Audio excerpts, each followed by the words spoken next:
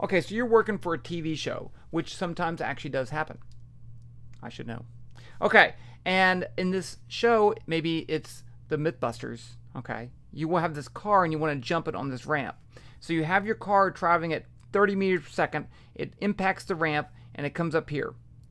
Okay, and let's just say that the time, and I'm going to go ahead and give you the time here between when it impacts the ramp and when it's fully going up the ramp is 0.1 seconds. We could estimate that too, but for now, let's just say it's 0.1 second. That's going from here to there. So the question is, what kind of force is exerted on the car, and more importantly on the ramp? What force is exerted on the ramp during that time interval? So I can use here the momentum principle. F net equals delta P over delta T. So I want to find the net force on the car. That's the first thing I'm going to do. I know the time interval. I just need to find the change momentum. So this is going to be P2 minus P1 over delta T. So this is going to be P1. This is P2. They're both going 30 meters per second, but the direction changes. Okay. So let's write these as vectors.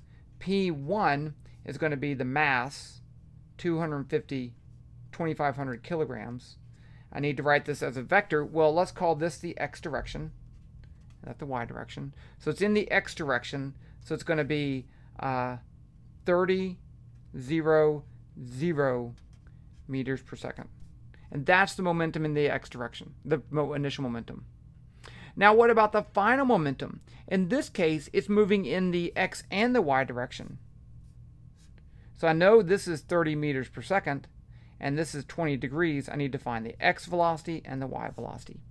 So P2 is going to be equal to 2,500, that's a parenthesis, kilogram, times the vector. What's this component right here? Well, that's going to, if that angle's 20 and that's 30, this is going to be 30 cosine theta. So 30 cosine 20, and the y component is going to be 30 sine 20, 0 meters per second. So let's get these as vectors. Let's just multiply this out. This one I could do fairly simply. I can use my calculator, drop. So I'm going to say 2,500 times 30, which you could do without a calculator. So this is going to be 75,000 0 kilogram meters per second. Now this one I have to do more stuff. So I'm going to do 30, and then I'm going to say cosine of 20 cosine times, and then I need to multiply that by 2,500, and I get 7,477. And then I need to do the same thing for the y direction, but I'm going to use a sine. So I'm going to say 30, 20 sine times 2,500 times. And I get 25,652. And that's, again, kilogram meters per second. Okay, so now I can find the net force. F net is going to be the change in P. So it's going to be P2, 70477 256,520. I'll leave off the units, minus 7,500, the final minus initial. Oh, that's right. Okay. 0, all of that divided by the time, 0.1. So let's just do the x component first. So I can say this minus that divided by that. So I'm going to go back to my calculator. Can you see? Yeah, you can see that. Okay, so I'm going to say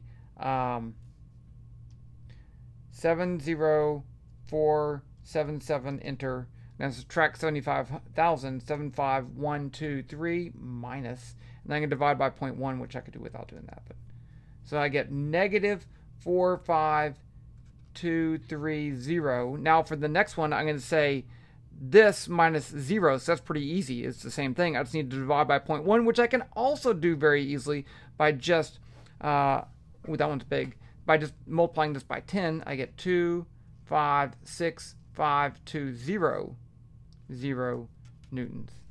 Okay, now that's the net force on the car during this interaction. So I have the gravitational force, mg, and then the force from the ramp like that. And you can see that the force from the ramp is backwards because it's pushing, it has to change its direction. I could find the force on the ramp by subtracting, because if the ramp pushes on the car with that force, then the car pushes back with the same force. I could find just that one single force right there by subtracting out the gravitational force, but I'm not going to do it because it's huge. Okay, this is huge compared to the weight of the car, and so the point is that the force on the ramp is huge. And in fact, this is an episode from Mythbusters. They had this actually happen. They had a rocket car hitting a ramp and they wanted to jump it. And when the car hit the ramp broke because the change momentum was so great that the force exerted on the ramp was so great it actually broke. And there you go. Real life physics. Cool. I'm going to start saying cool at the end of all my videos. What do you think about that? Cool.